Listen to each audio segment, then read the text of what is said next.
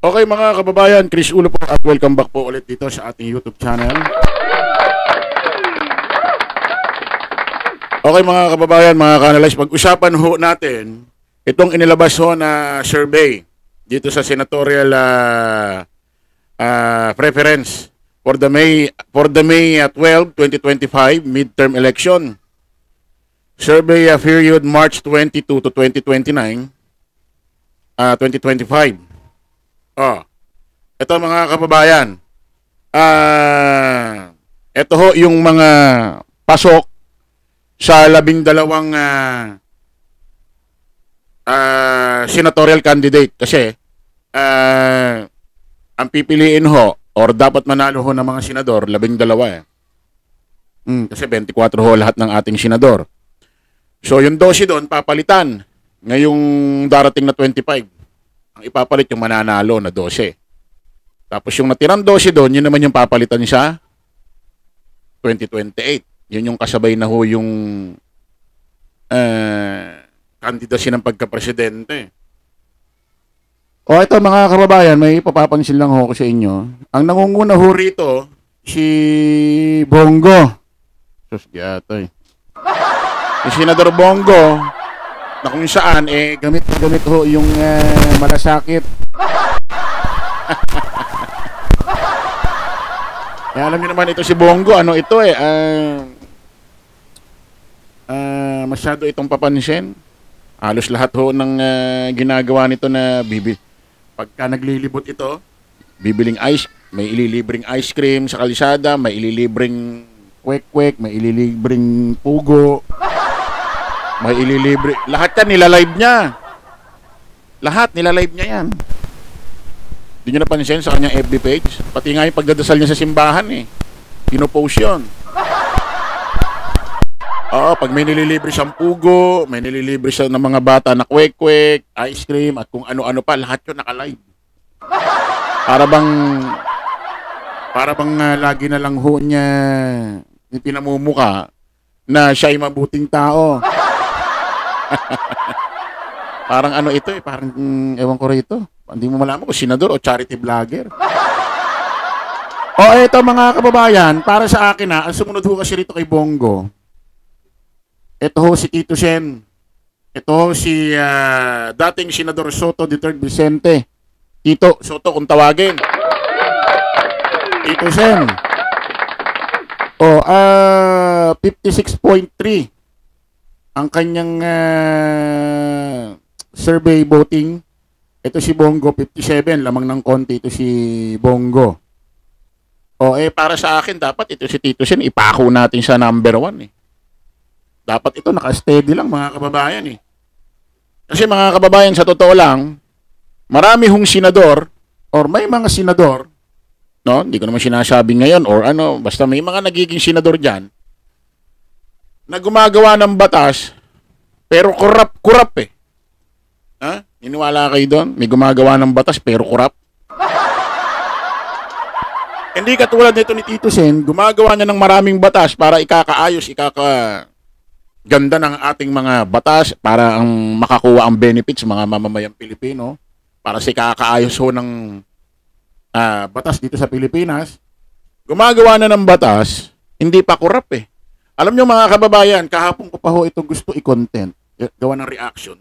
Kasi may hinahanap akong na link or istorya, hindi ko mahanap-hanap Humingi na ako ng tulong sa iba, hindi rin mahanap.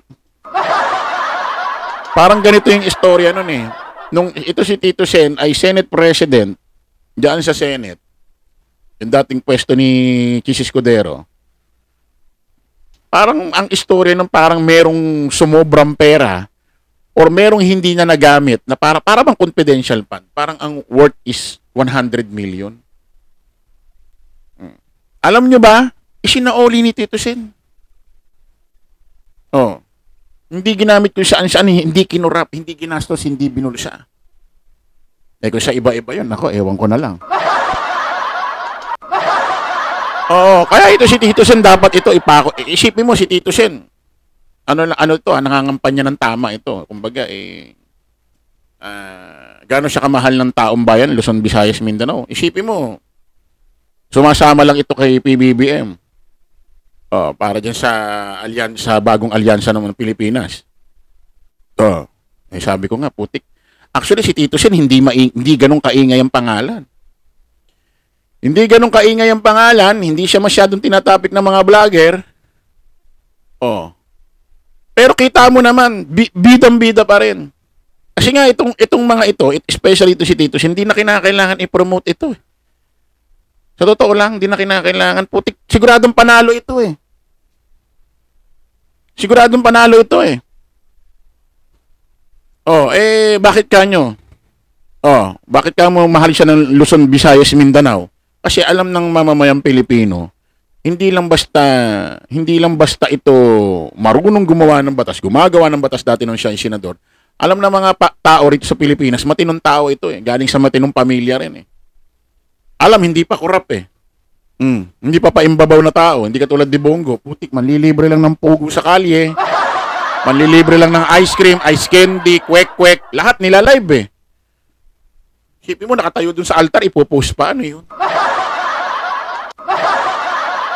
Ha? Ginagawa ba ni Tito Sen yan? Hindi. Wala siyang ginagawang paimbabaw na tao na ako'y mabuti, dapat iboto niyo ko. Walang ganun eh.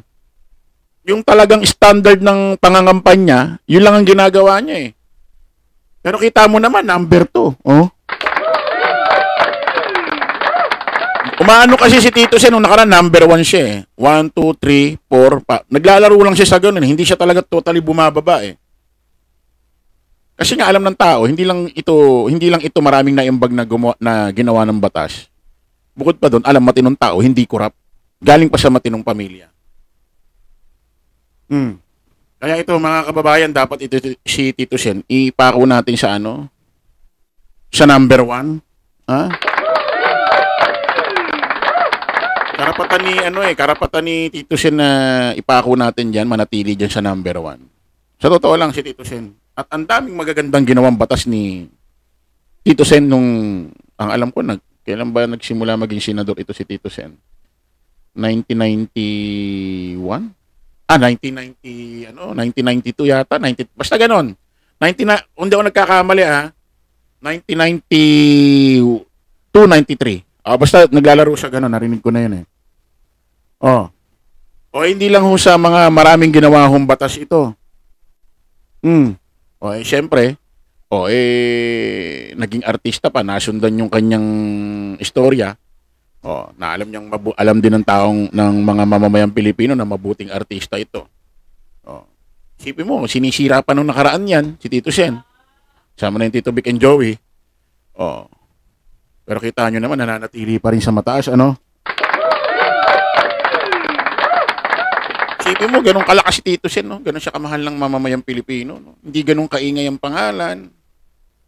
Hindi, kumbaga, walang masyadong nagpo-promote na dyan. Kasi nga, alam, panalo na, ano pang gagawin mo dyan? Kasi minsan, pagka todo-promote pa yan, baka lalo pang siraan eh. Alam mo yon, nakukuha nyo ibig ko sabihin. Pag lalo mong iningay, mas lalo pang puputaktihin eh. Kaya inano na lang namin yan, in-steady lang na namin yan, kumbaga stay put na lang yan. Kasi wala pa, mananalo talaga ito. Sino-sino pa nandito dito? Tulpo Erwin. Okay naman si Erwin. Okay naman si Erwin. Hindi ko lang nagustuhan yung nakaraan yung niya. Sinabi niya dito kala sa mga Duterte. Cayetano, Lito Lapid, Lacson. Nung nakaraan nagdidikit si Lacson eh. Si Pampilo Lacson tsaka ito si Tito Sen eh. Ano? Alam niyo naman madikit ito, magkaibigan talaga. Bong Revilla, Binay, Tolentino. Ayun. 1, 2, 3, 4, 5, 6, 7, 8, 9, 10. 11, 12. Si De La Rosa, si Bato, may papasok, pawala. Maganda nga, mawala na ng tuluyan yun. Si Ben Bitag Tulpo, nako, biglang bumaksak. Ano nangyari? Mahirap kasi din magpakasiguro eh. Hindi mo masabi pa ang panahon. Medyo ano ba ngayon? April, May. At ito hindi lang si, parang napapansin natin, mga bandang 2028 na mamamayagpag ng mga apelido. Kasi, Soto na rin, ano? Alam niyo mga kababayan, suportahan natin lahat ng Soto. Oo, kasi matitino ito. Sayang itong pamilyang ito. Kumbaga, galing sa pamilyang ito, maayos. Di ka tulad ng iba dyan. Oh. Suportahan natin lahat yan. Tito Sen, Vico Soto, sino pa ba? Si Gian Soto, yung Quezon City, Vice Mayor ng Quezon City. Sino pa? Oh, yung anak ni Tito Sen, si Ma'am Lalas. Si Ma'am Lala Soto, ha? Oo. Nakikita ko ito si Ma'am Lala Soto, ito yung parang papalit sa pwesto balang araw kay Tito Sen sa pagiging senador. Malamang ito magiging senadora ito. Si Ma'am Lala, minsan yan nag-guest yan sa Senate about sa ano ba pinag-uusapan nun? Pondo. O, kita nyo naman yung, di ba? Tindig, yung upo, di ba? Pananalita, senador na senadoran dating, di ba? Kaya ang pinakamaganda nga rito si Tito Sen, balang araw maging presidente rin ng Pilipinas ito Tapos si Ma'am Lala, sana tumakbo, senadora, di ba? Siya yung papalit kay Tito Sen. Mga kababayan Luzon, Visayas, Mindanao, panatilihin natin si Tito Sen, naka-stay put dyan. Diyan siya kanyang survey. Kung kinakailangan, ipako natin siya number 1, gawin po natin mga kababayan. Okay, maraming salamat po mga kababayan. Kita-kita ulit tayo sa panibagong live, panibagong vlog. Paalam po pasamantala ang inyong lingkod, host Chris Ulo. Lagi natin tatandaan, don't follow the majority, follow the right way. Maraming salamat. Kita-kits po tayo ulit. Bye-bye po.